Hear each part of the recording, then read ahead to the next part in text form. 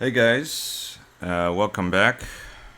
Um, I thought I'd do another video. I was just looking through my older decks and stuff like that, and I got back to the Tarot de Marseille Millennium edition, but the big one that I have that's available on Amazon for 25 bucks. And I thought I hadn't talked about this one yet, so I thought, I felt like my last video didn't really get into all the stuff I wanted to get into. So I thought I'd make another one, and it's Friday evening, and I don't have anything better to do right now anyway. So I felt like, maybe that's something we can do today. I thought maybe live streaming it as well, but I don't know if I'm up for that just yet. Although honestly, we do have, I do have, taken some measures to streamline my, how do you say, my camera work a little bit more, so I don't actually have to. I mean, now I'm doing it while I'm telling you this, but at the same time, this is stable. I haven't had to move it around like I had to do in like a previous video and stuff like that. So I actually attached it to my mic here. So I just have a webcam that points downwards, and you can actually see what I'm doing. And so, but I've shown you the Millennium edition before.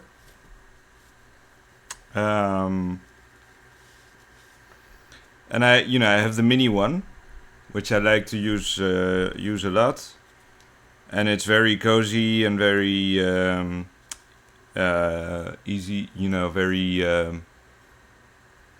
convenient to take with you. But at the same time, it's a bit of a pain to shuffle. And they have these gold edges and stuff like that, which I never really like with cards because they kind of make shuffling harder. And I mean, they're kind of chafing off anyway, especially in the corner. So it feels kind of redundant to me to add golden edging. But so this version is from 2022, and then he updated it, and then he published the big one, which is made in China and stuff like that. So it's not. I don't know. It's got some differences, and it's not as pristine as this one. These are printed in France, and you can tell also that the colors, they are of they're of a different quality because they're not RGB colors, right? So they're not they don't have this pointillism, let's say, when you zoom in, that you don't actually see the color, but you see all these different dots. So these colors are like one layer, but then the other one, well, let's just keep it out so you can so we can make comparisons. So as you can see, first of all, like the cups are open in this one, and if you compare it to, let's see if I can find it here, right? You can see the difference. And it has some other weird things where like these some of the characters now have these pointy shoes to show which side. Here, like this one, for example. Or the hermit has these pointy shoes now to show where his foot is pointing. While in the original or in the previous edition, that wasn't always the case. Let's see if I can find the hermit here, for example. Although I may remember it incorrectly now that I see them again. I may have misjudged that deck. Let's see if I can find the hermit here. But, given my enthusiasm with that plastic deck lately, yeah, I mean, she also has that pointy foot. So now I'm actually starting to doubt. Ah, he does have it. Okay, interesting. Okay, so I thought that was, and Temperance even has that. So they're actually more more identical than I thought, which is good actually. Um, so yeah, let's just go through the big one then, and there's not much to discuss here. But yeah, what I was, since I was so excited about the other one, the plastic one, I actually thought I'd give this one a go, and since I learned riffle shuffling now, I thought I'd try this out on this deck, because the first few times that I was still learning it, I wasn't feeling so sure, and I thought I had damaged some of the cards. But actually this deck shuffles pretty damn nicely when you riffle shuffle it. And it's funny because like it actually shuffles like ass when you're doing it this way, and the cards are a little bit too big. But they're small enough to hold in your hand to bend like this. So the riffle shuffling is actually surprisingly good once you get the hang of it with this deck, which I find very interesting, because that gives it a new dimension for me. And I actually feel that the lesson that I took from yesterday's purchase from the plastic card deck is that a deck's usability depends as much on its aesthetic and design as it does on its feel, and its shuffling quality. And the shuffling is important, as I said previously, because the better you shuffle, the better results you get for your next reading. Because you need to randomize your cards, So if it's taking a long time for you to get a new order, especially if you're just shuffling this way, it might get exhausting, or it might get boring. So as you can see, the the colors are a little bit softer than the mini edition, but at the same time, so let's see if we can find a comparison here. At the same time, honestly, I don't know what it is. Like, I feel like both of these decks are appropriate for what they are, for their size. So the mini tarot deck with the closed cups and things like that just feels more like, that's the way that one's supposed to be. Well, this one's supposed to have the open cups, and stuff like that. And it feels like there are two different decks, even though they're the same creator, same deck, same series, the Millennium edition. These cards here feel more like tabloids, They feel like they're pretty big, and it feels like you're doing more like readings for the whole week or something, or for like a greater period of time, and they have this hypnotic symmetrical quality to them that honestly it's debatable on whether Tarot de Marseille should have that, because I've been reading Jodorowsky's book as well on the way of tarot, and he says like the Tarot de Marseille seems to be based on like these how do you say folk beliefs on what sacred is, for example, right? And that's I wouldn't say folk necessarily, but like that sacredness is never fully symmetrical, right? And they're trying to create shapes that have a certain asymmetry to show a certain organic nature, And that's what he believes the Tarot de Marseille does, and that's why it features imperfections and things like that. Well, this deck, as I've said before, the Tarot de Marseille Millennium edition is, in a way, like at least in terms of design, is a little bit too perfect. But it's not like this deck specifically. I mean, both of them, actually, both of these editions. And I mean, there's also a full-sized one by Tarot Heritage that also made the Mignon, how do you say, Millennium edition, the mini deck, this one. But I'm not sure about their cardboard, But honestly, this one, so it's made in China, and you can tell the cardboard isn't crazy, isn't really great. But I honestly think it is some sort of plastic paper. Because they do fold. So, and I have a few that have that during riffle shuffling when I was still trying it out, and that's why I stopped using these. That kind of bent a little bit and have a little mark now and stuff like that.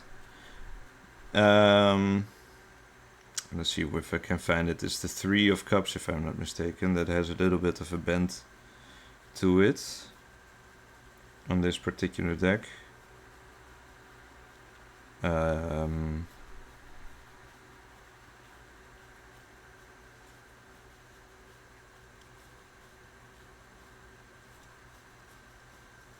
Nah, I can't find it now. I don't know where it is. Oh, there it is. Yeah, so you can't really see it anymore because I bent it back. But so, it kind of tends to... It looks like it bends like paper. And it's not the greatest cardboard, but at the same time, like if you look in the edges, it doesn't have these layers that normal cardboard playing cards have. And it has this kind of foam plasticky feel, I don't know if that makes sense. So I think these are plastic, but it's a weird type of plastic that feels kind of foamy, but so remembering that, I thought I'd try out riffle shuffling it again. And honestly, I feel like it's the best way to shuffle your cards, to be honest, because I've heard people say you shouldn't shuffle your tarot decks like that and stuff like that, but especially with cards like these, because the other way of the overhand shuffling with these isn't really working out. And I've had them jump out a few times and get dented and stuff like that. Some of them have these dented corners. But I feel like it's better to... But, I also feel like, the cards need to be broken in, And the best way to do it is to just handle them relatively roughly, and do these kinds of things to kind of break them in and make them yours, And obviously some people like to do other things, like make notes on them or edge their cards or whatever. But I honestly feel like tarot cards and playing cards are very similar to things like pipe smoking and stuff like that, I'm a pipe smoker as well. I haven't done it in a while, especially now in summer. It doesn't feel very...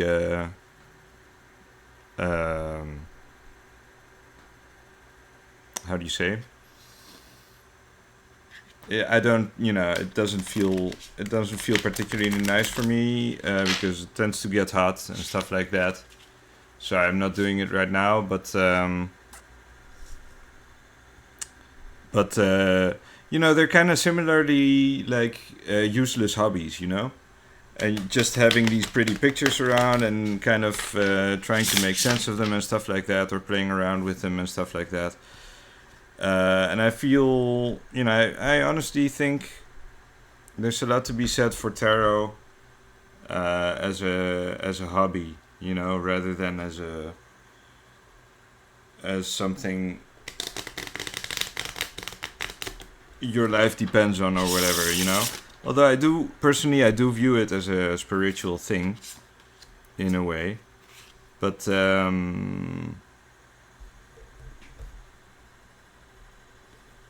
I think it's best to take it with a grain of salt and see what comes out of it, and hopefully be positively surprised, rather than chasing particular results, And I've had more fun with it that way, I make a spread, I make a nice picture of it, I post it like on Instagram or whatever, and I just kind of post my thoughts with that, things like that, and it just feels like it's a much more... Because, I'm a poet too, I published a poetry book as well. And obviously the tarot was also used for poetry in the Renaissance and stuff like that. And I just kind of try to let it inspire me, you know, and see what comes up. Interesting. 7 of Swords. Should this point upwards or downwards? I don't think it matters very much. But yeah, you get that with this deck as well. So none of the pips are numbered. And also you will see that, for example, the Valet, which normally has the cartouche on the side. I think it's the Page of Coins. Yeah, here you go. It doesn't actually say anything in this case. And stuff like that. So Wilfried Houdouin, the creator of this deck, he kind of wanted to get back to what he feels are the roots of the tarot, and he based it on like sacred geometry and stuff like that. And obviously, I've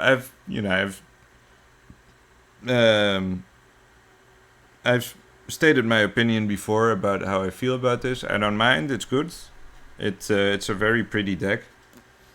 But honestly, I don't know how well of a reader it is for me, you know, compared to maybe this Modiano Golden Trophy, or to the Spanish Tarot, or even the Fournier Marseille. Because the Fournier Marseille, I feel like the Spanish Tarot is a bit more frank, a bit more clear about its messages or about its answers, while the Fournier Marseille is a little bit more. I don't know. I have a bit of a harder time reading it for some reason.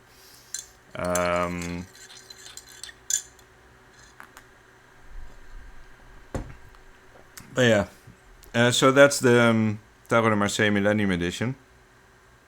And yeah, while I was at it, I mean, I thought maybe I should start streaming these things, honestly, because I keep having thoughts, you know, and just wanting to approach like two or three subjects in one video.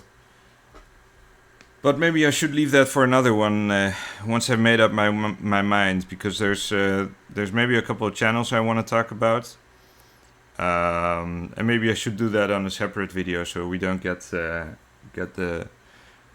confused. So I might make a video. I might make a video on tarot logic and things like that. But I think I'll think about it a little bit longer and do that maybe next time. God damn it, I made a mess with this. I've been playing with this deck all day, by the way, but I don't know why. Let's try again. But yeah, I was thinking I want to look into more plastic decks, right? And I know there's the plastic Rider-Waite tarot deck, and I definitely want to try this one. I don't know why this keeps happening now. Wait, let me give myself a little bit more space here, because but obviously, yeah, I don't really like Rider-Waite, but I might have to try that one.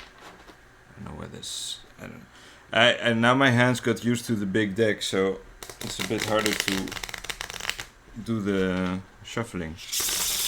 There you go. Fucking finally. Took me a little while. So yeah, and I've thought about getting it because I still want to have a big-sized English Rider-Waite deck, because I only have a Dutch one. And it's a cardboard one. It doesn't feel amazing. And I have the mini one. But I might still get the plastic one, because honestly it's still just convenient for doing readings for others, especially. Oh, I shouldn't have mixed that one in. Let's see what we get. 4-5K. Today I had a spread because okay, I think I'll talk about that as well, you know, because I did a lot of spreads with this deck today. I've been playing with it all day, and as you can see, again, it shows me a 4-5K, another K, you know, another Joker, which was the last card at the top. So it keeps coming up with these synchronicities and these numerical sequences that are kind of weird. And I don't know if it's the the quality, the card quality, the shuffling quality, or just psychological or whatever.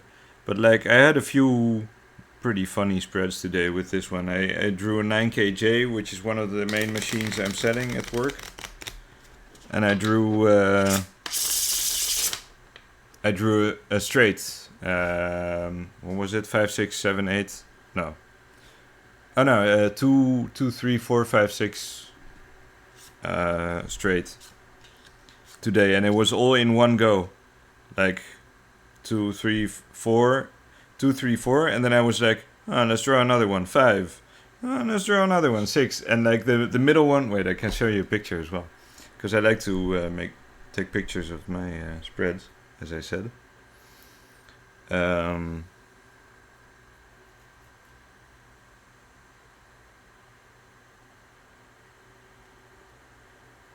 Here.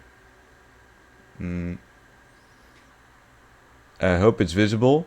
Wait, let me just open up the big camera. So they're all spades. No, they're all clubs, and the middle one is a diamond. Right? The 2, 3, 4. The 4 is a diamond, 4 diamonds. Things like that, you know? So I like to take note of the cards I draw. But you know, I don't look for much more significance behind it, especially yeah. Maybe I should get into more about that.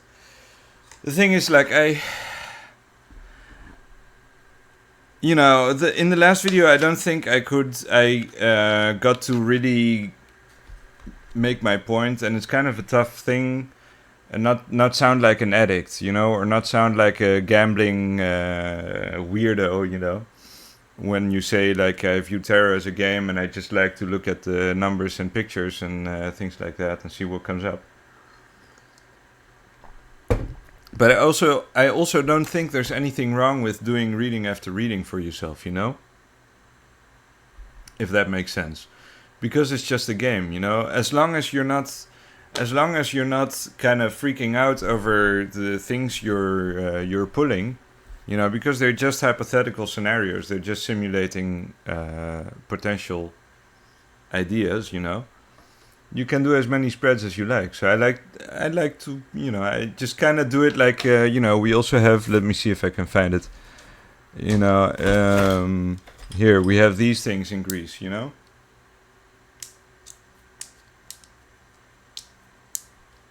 The Koboloya and the Begleria and stuff like that. It's something like that. It's just kind of something to keep my hands busy.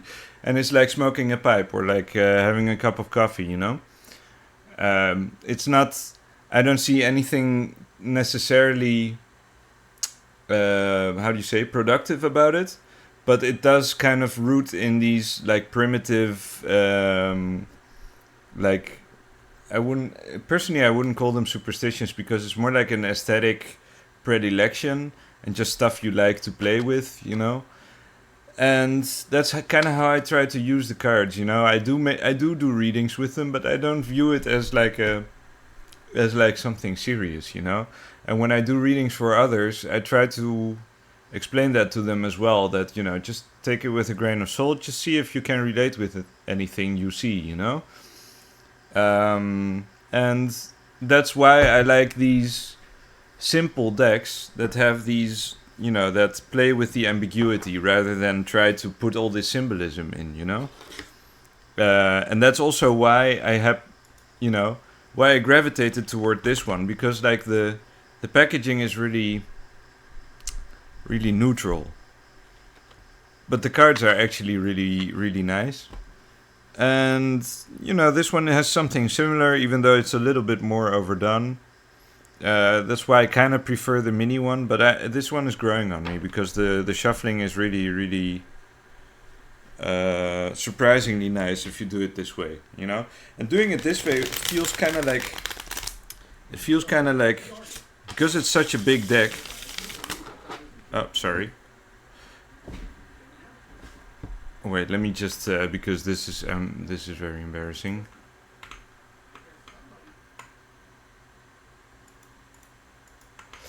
So, sorry. So yeah, you know, that's kind of where I wanted to end. It just shuffles really nice. You know, holding it like that kind of feels like you're. Feels pretty powerful because it's a pretty big deck, but still being able to riffle shuffle it like this is pretty intense. You know, it's a slow pondering kind of experience, and the cards are just kind of speak for themselves. They're very deliberate. So honestly, it's growing on me. Even though I already liked it, I like the mini deck. This version, you know, it had to go through some growing pains because I just was already biased towards the other one, and I barely used it. But you know, changing my perspective on the plastic material and stuff like that does work out in its favor. You know, so for me, it's a recommend. If you like the Tarot de Marseille, this is definitely a good one to start with. 25 euros on Amazon is not too expensive, I think, although you could do better. So the Fournier might still be a better option, but it's not plastic. If anything, I would recommend the Spanish one, which is not plastic either, but it feels like it is. But yeah, that's for another day. So yeah, hope that was helpful, and I'll see you guys tomorrow. Bye bye.